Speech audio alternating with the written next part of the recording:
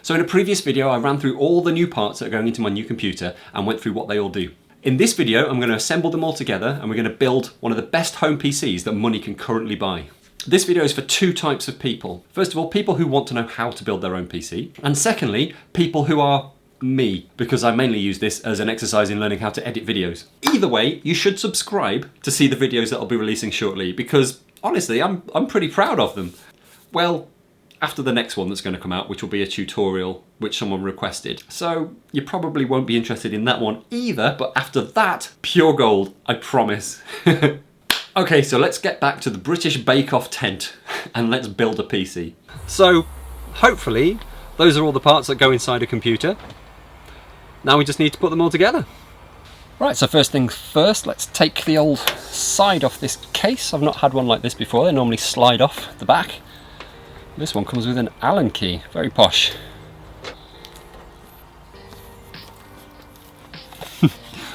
I like this look, the box that they've sent has got holes in as if it was a hard drive and it came in the caddy. So hopefully in here we've got the motherboard risers. Well, you can tell it's been a while since I've built a computer. They've got these riser things in already. These basically just hold the motherboard off the metal back plate.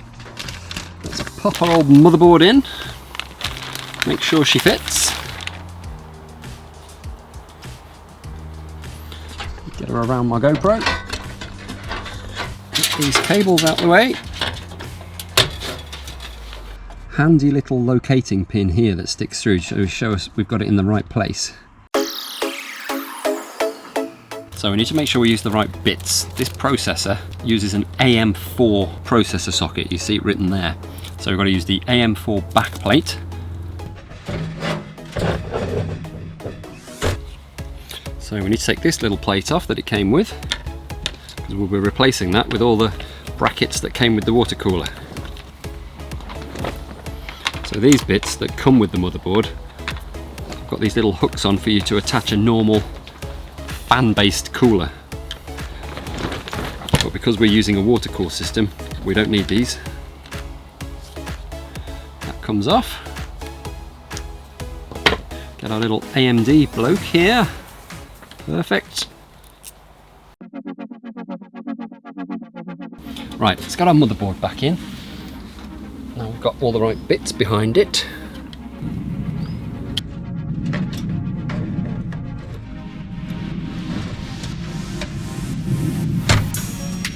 Lines up perfectly. Next we've got to pop all the screws in to hold it in place.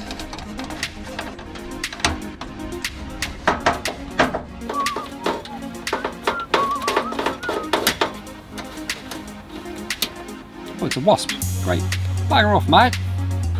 Now you might see when people build computers that they've got wrist straps on, anti-static wrist straps that take any electrical charge you might have in you and dissipate it so you don't accidentally zap any of your components. But what I'm doing is every so often just touching the metal poles of this marquee because I don't have a wrist strap. First I'm going to put my little hard drive in. So we'll take this cover off here.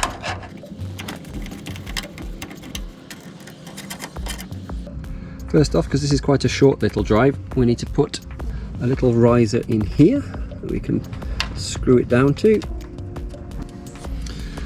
Pop you back in there.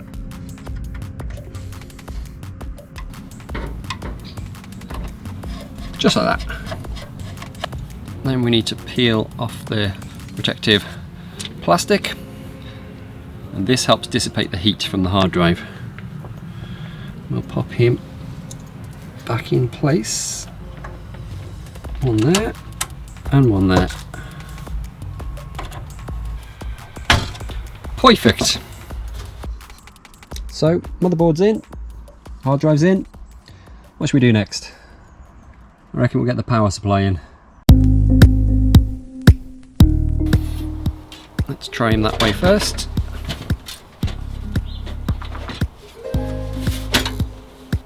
It came with some nice chunky screws to hold it in place.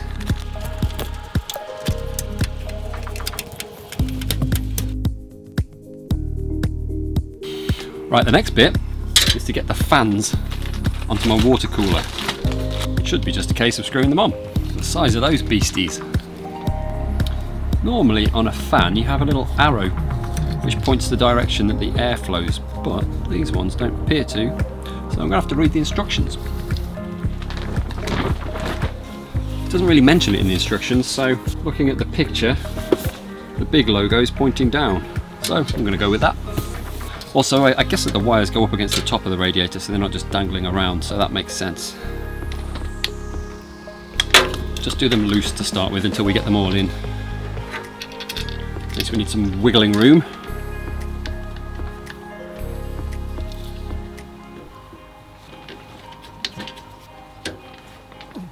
Right, fans on. Nice and straightforward. To be fair, it's just this one section. Where's my bag of bits and bobs gone? AMD, AM4. Sure that'll come in handy. Screws. Well, this is AMD as well. Crikey. Don't need you. Definitely need this one. Now, I'm sorry this video isn't as sexy as Henry Cavill in his vest making a computer. You'll have to do with me. So first we're going to put this little plate onto this device. So that will sit on top of the processor and take the heat away from it. Looks like that has to fit over there. And I'll screw him on. Try not to lose the screws in the garden.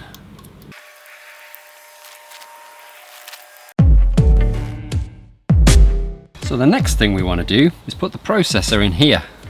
Because this motherboard was produced before these processors came out, the very first ones, or for about a year or a year and a half, you couldn't plug one of these in straight away and use it in the motherboard. You had to upgrade the firmware on the motherboard so it could work with the processor. The firmware is just basically the software that runs on the motherboard that controls everything. But because we're a few years later down the line now and these processors have been out a good while, I'm pretty sure that this motherboard has got the correct up-to-date firmware on it, so it should see this straight away. If it wasn't and it was one of the older ones, you'd have to get a USB flash drive, download the newest firmware for the motherboard onto it, and go through a procedure to update it, which is a lot more convenient than the last time I built a computer and had to do that. I had to get my hands on an actual older processor to put into the motherboard so I could boot it up and install the latest firmware so it could see my new processor. Luckily, one of the PCs at my old work had one. Very carefully take this out, because this tiny little device here costs £500. So to install the processor, which lives in here, we first take this little arm up which releases the carriage. You can see it moving back slightly, and on the processor you should be able to see just here there's a tiny little golden arrow in the corner. And on the carriage here where it sits, there's a little arrow, so we've just got to orient the processor so it sits the same direction, the correct direction, and it just falls into place like that. Pop the little arm back down, you see the whole lot moving slightly, and that grips the processor in place, so that's not going anywhere. So, small little problem here. This thing won't fit in that way, because it won't go to my right far enough to line up the screw holes, and if we turn it round and put it this way, the fan sitting against here means it won't go down far enough to line up with the holes. So close. So what I've got is 1, 2, 3 holes lining up at a push. So I might have to get creative here. For now I think I'm just going to screw it in with the holes, the ones that will line up. I'm not sure my RAM will fit either. Let's put the RAM in. So on this motherboard, it's as if you're putting 2 sticks of RAM in. Use DIMM A2 and DIMM B2, which are these ones here. So you can see here that the notch is slightly off center. You've got more RAM that side than you have that side. So it makes it easier to identify how it goes in. Just line them up in the slots like that once these little arms are open. Pop them in and the arms will close themselves up. Make sure you get a good click. Then the second one into the B2 slot. Click and click. Right then. Let's see if this will actually fit. Oh, just look at that. So it's very close, but it will fit. So next I need to figure out all these cables. On the motherboard there's a little socket where you can plug in the CPU fan. Because the motherboard knows how hot the CPU is, if the CPU gets too hot, it can control the fan, or in this case the pump, to cool it down faster. So let's just have a look here. It looks like that plugs into the motherboard in the CPU fan. And then these, why are there so many? Look like they all go together. So that must go in there, because that's the only place that'll fit. That goes into the CPU fan. So this needs to go into the CPU fan connector, which is down here. What a mess. And these connect in series, and then that goes into a system fan slot, if I've got one. Right, I'll tidy up all these cables later.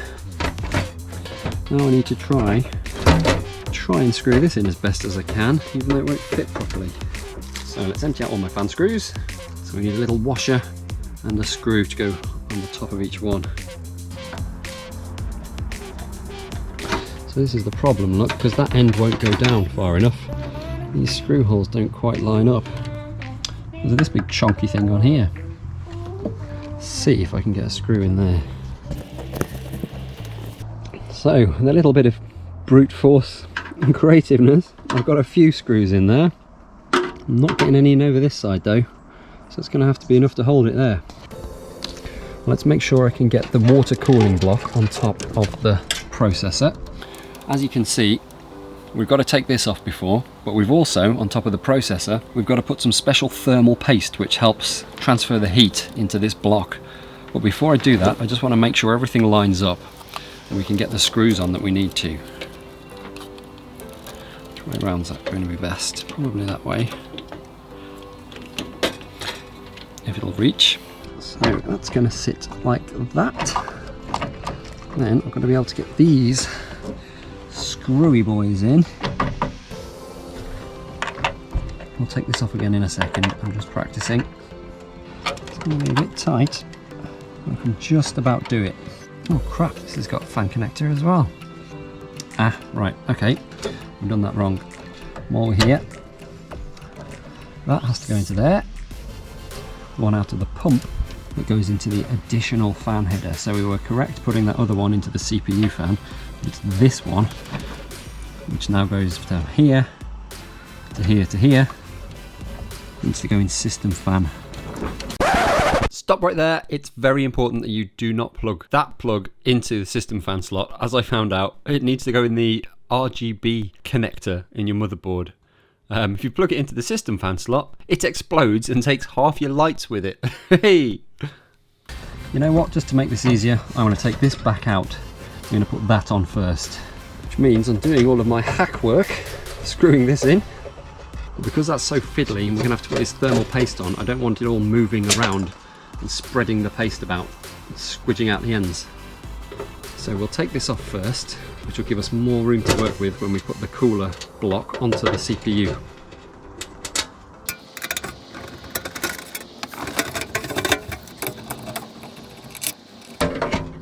Let's get our magic paste. Now you don't want to go mad with this, but you want to get enough on so it does its job. So the recommendation is a dollop in the middle, about the size of a pea, and then when you put this put the block on, it squeezes it and spreads it all out. So let's put this whole lot on. Maybe just spread that out a little bit.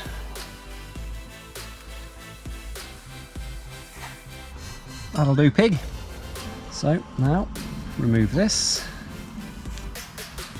Just keeps that nice and smooth.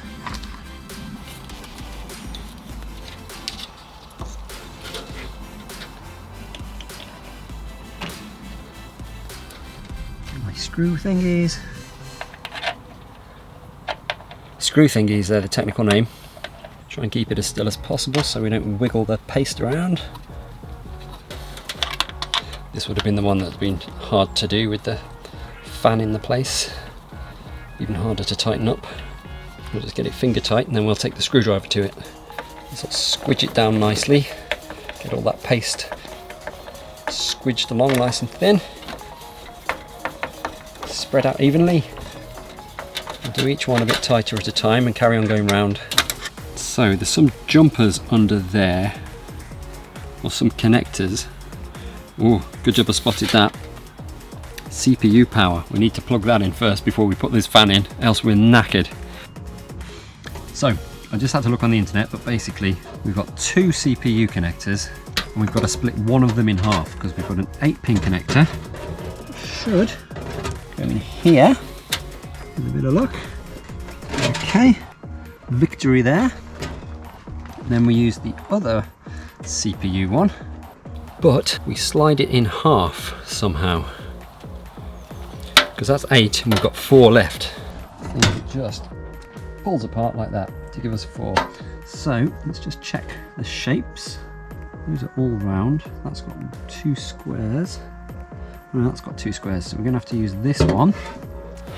Should clip in down there. Oh, like a glove. So hopefully we can lie those flattish. Get that out the way down there. Hopefully we can pull this across. Because a big chunky fan's going to be sitting up there. Oh God, it's like a box of snakes. Normally you don't want cables going across the top of your CPU because you've normally got a fan here, but we haven't in this case. It's a pump, so it doesn't matter if the cables lie across it. For now, I don't really care how it looks, I just want everything to fit. Finally, somehow,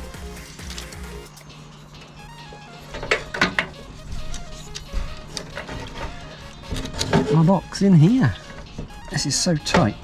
When you look at that, how tight that is down there. This was not the best idea, but it's all I got, so it's going to have to do. So everything's plugged in under there that we need.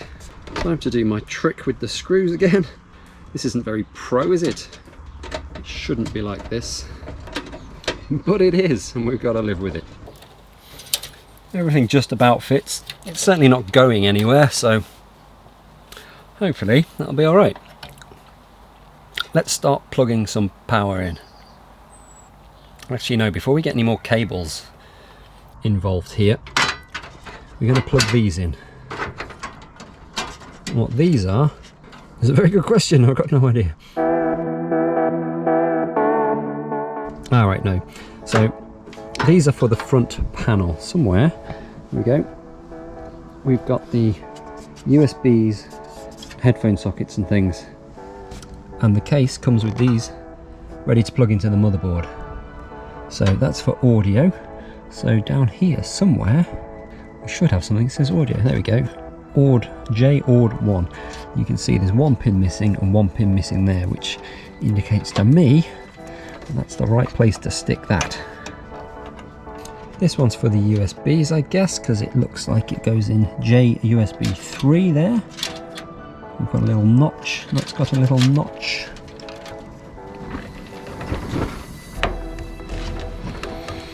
Just like that. Oh my God, look at this rat's nest here. Right, so we've also got the power switch and the reset switch separately.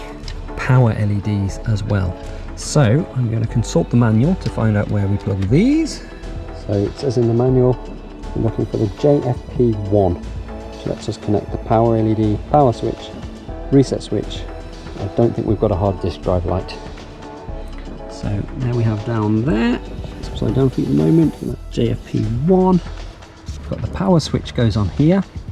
Now because it's just a switch, it doesn't matter about the negative and positive. It just makes a connection. Reset switch goes just one down from the power switch. Hopefully we won't have to use that. And the power LED goes at the bottom right as we're looking at it, with the positive in the corner. There we go. Job done. Anything else to plug in coming out of the case? Watch this.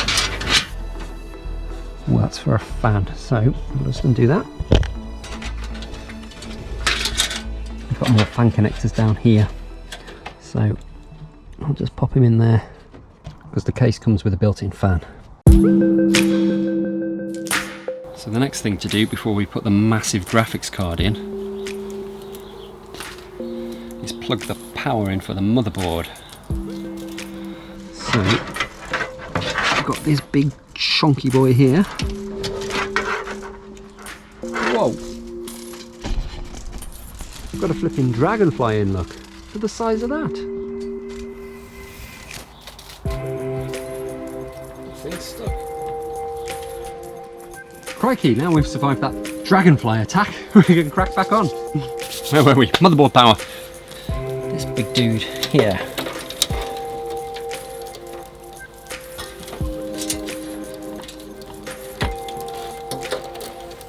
That is a big connector. There's going to be some power going through that.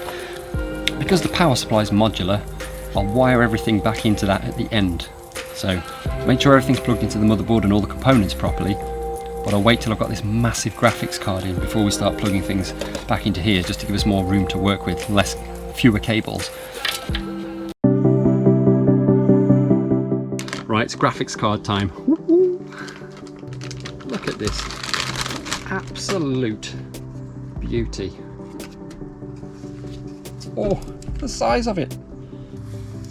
Oh, that's satisfying. It's like peeling PVA glue off a spatula. Oh, you can smell the ray tracing.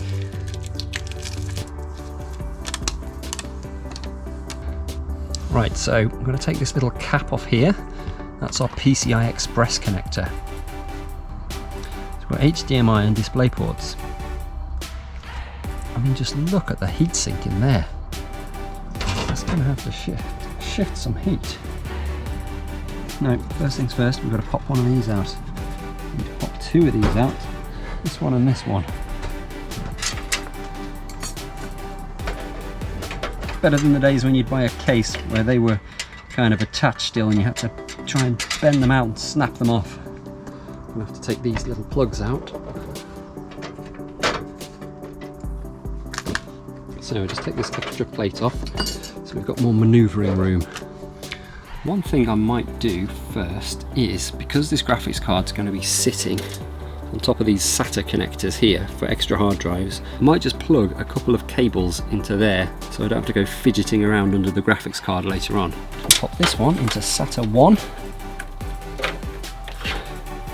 Doesn't say anything in the motherboard book about using specific ones for maximum bandwidth, so I'm just going to put this one over here in SATA 5. We'll leave those out the way for now. Back to this beastie graphics card.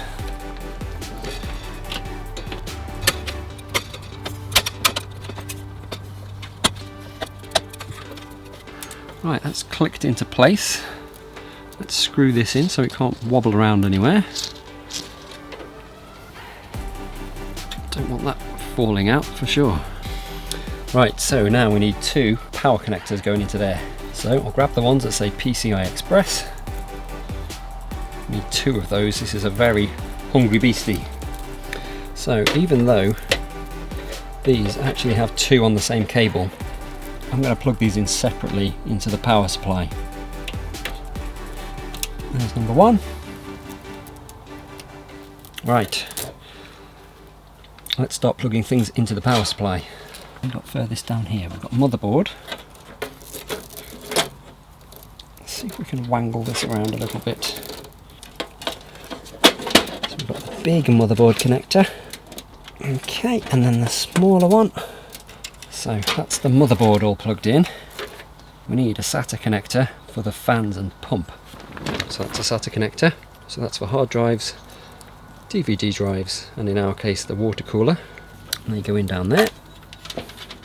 We'll also use these spare SATA connectors. I've got a couple of hard drives that I want to put inside later out of my old PC when it's ready, or out of my old PC when this is ready. So now we need to plug in the power to the graphics card. That is going to have a hard time fitting the side on there, I reckon. That's pretty tight. I'm going to preempt needing a few more SATA connectors here for the power, so I'm going to plug another one of these in, even though I'm not going to use it yet, for the hard drives out of my current computer that are used for storage.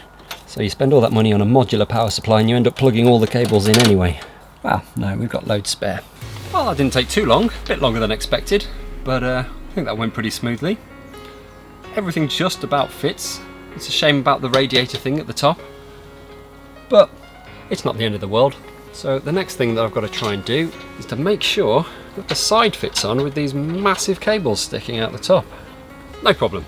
So I did already have this, which is like a card reader, and extra USB ports and things. I mainly wanted it for the SD cards for when I'm making my videos. It goes into a DVD drive bay at the front of a computer. However, spot the deliberate mistake. No DVD drive bays. The next test, of course, is to see if it turns on. Here we go, I'm gonna do it, I'm gonna press the button. Fingers crossed. Fans are spinning. We've got the case fan glowing red, we've got some funky colours going on the RTX graphics card. Got the fans going up there, working on the water cooler. So it's still an absolute rat's nest of cables in there, but I just wanted to make sure it was working first. Hey! We're on, we're up and running. Right, it's booted up. CPU speed 3.4 GHz, DDR speed 3200. Core temperature 33 degrees, motherboard temperature 32 degrees. So I've just tried to install Windows 11 and it won't. It won't install. It says the computer doesn't meet the minimum requirements, which it obviously does. So I am updating the BIOS, which just means downloading the latest BIOS firmware from the MSI website, putting on it a USB pen, booting into the BIOS on the computer and going into the mFlash utility and choosing the file that's on the pen. So that's sorting itself out. Hopefully Windows 11 will install after this. Windows 11's installing now. Woohoo! With regards to graphics performance, this is Red Dead Redemption 2 computer game and everything is turned up as far as it will go. Full resolution, full anti-aliasing, absolutely everything, and it's just running buttery smooth, as you'd expect from one of the best graphics cards going. It's just gorgeous. In 3D graphics program Blender, my old computer took 9 minutes 50 seconds to render this image. This computer does it in under 50 seconds. It's over 10 times as fast. It's just amazing. This PC is a beast. It eats through 4K video editing like there's nothing there. It crunches through 3D renders without breaking a sweat. And the cards come down at the end of Solitaire so fast you can't see them.